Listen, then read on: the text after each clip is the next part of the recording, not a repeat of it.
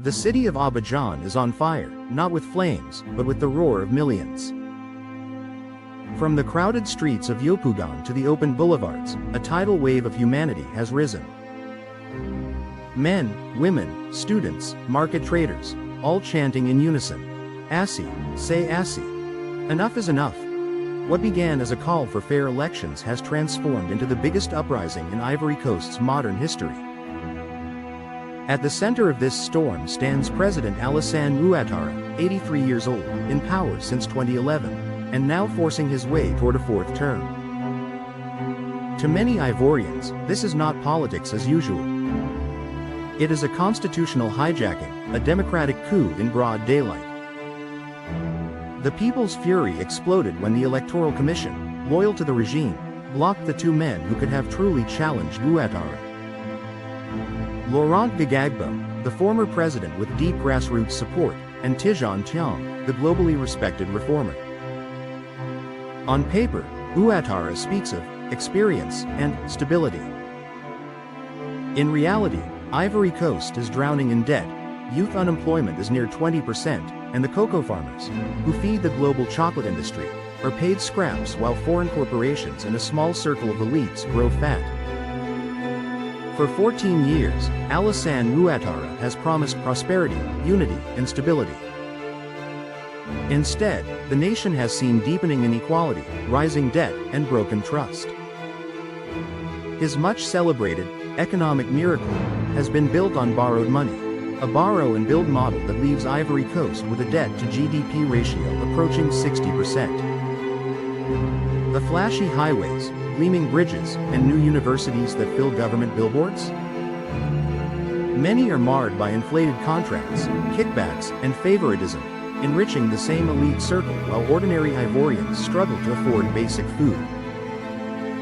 The cocoa industry, the pride of the nation and the largest in the world, remains chained to multinational corporations.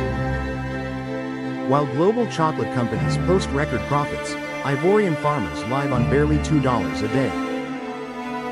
Ouattara's allies thrive, but the farmers who feed the world's sweet tooth are left with bitter lives. Security has also worsened under his watch.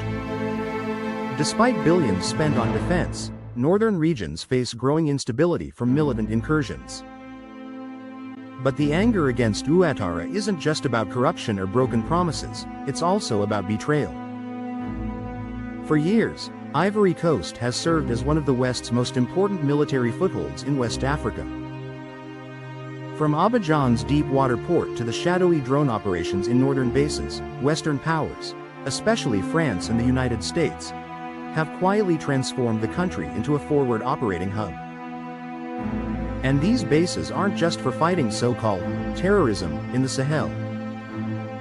Intelligence reports and whistleblower leaks suggest they have been used to monitor, destabilize, and even plan operations against the new wave of Pan-African leaders, men like Captain Ibrahim Traoré in Burkina Faso, who dared to kick out foreign troops and reclaim national resources.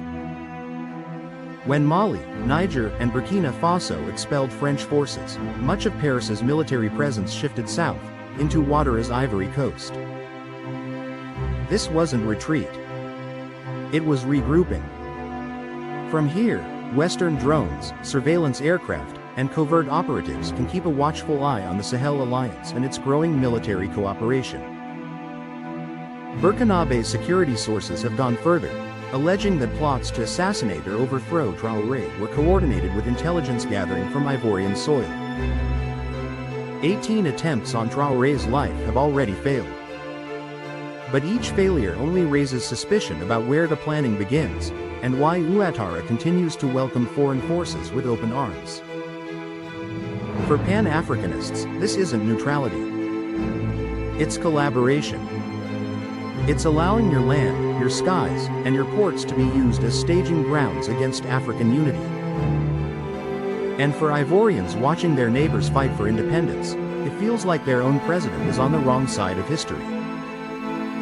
Corruption scandals have rocked the army, with funds meant for soldiers diverted into the pockets of top officials.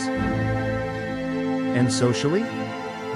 Youth unemployment hovers near 20%. For a generation that makes up over 60% of the population, Ouattara's Ivory Coast offers no future. Only a choice between informal street hustles, dangerous migration to Europe, or joining the swelling tide of public anger. Worse still, his government has been accused of weaponizing the justice system, prosecuting opponents, silencing journalists, and crushing protests with force. This is not the democracy Ivorians fought for. This is a state run for the benefit of the few, at the expense of the many. Yes, the economy boasts over 6% growth on IMF charts, but for the average Ivorian, the only thing growing is the cost of living and the weight of hopelessness. And behind Ouattara's power, the shadow of Paris looms large. French companies dominate cocoa exports, infrastructure contracts, and banking. The CFA franc still ties Ivory Coast's economy to the European Central Bank. When Ouattara bends the rules, France stays silent, because a compliant ally is more valuable to them than a truly free African state. This silence is not unique. Across West Africa, we've seen it before. In Burkina Faso, Ibrahim Traoré threw out French troops and reclaimed national resources. In Mali and Niger, leaders have charted their own path, even at the cost of Western sanctions. For young Ivorians, these are not distant headlines, they are proof that sovereignty is possible. And so the streets of Abidjan have become a battlefield of voices. Placards wave like war flags, no fourth term. Justice before democracy, we stand with Gagagbo and Tiam. From university steps to market stalls, young activists speak with a fire no police baton can beat down. We are not afraid anymore, says one protester. This is our country. We will decide who leads us. But the battle is not just with Ouattara. Regional bodies like ECOWAS and the African Union, quick to condemn military takeovers in Mali, Burkina Faso, and Niger, have been silent here. Silent when a president manipulates the constitution. Silent when opposition voices are erased from the ballot. Silent when democracy is twisted into theater. To the people, this silence feels like betrayal. Whispers now swirl that Ouattara has fled the presidential palace to an undisclosed location. Whether rumor or truth, it signals a reality he can no longer ignore. The people have seen their power. And once a nation finds its voice, it cannot be silenced. Ivory Coast today is not just fighting for an election, it is fighting for the soul of its democracy. It is part of a rising wave across Africa that says, we will not be ruled by puppets. We will not have our futures sold to foreign powers. We will not die in the waiting room of freedom. And to the leaders who cling to power, the message from Abidjan is clear: your time is up.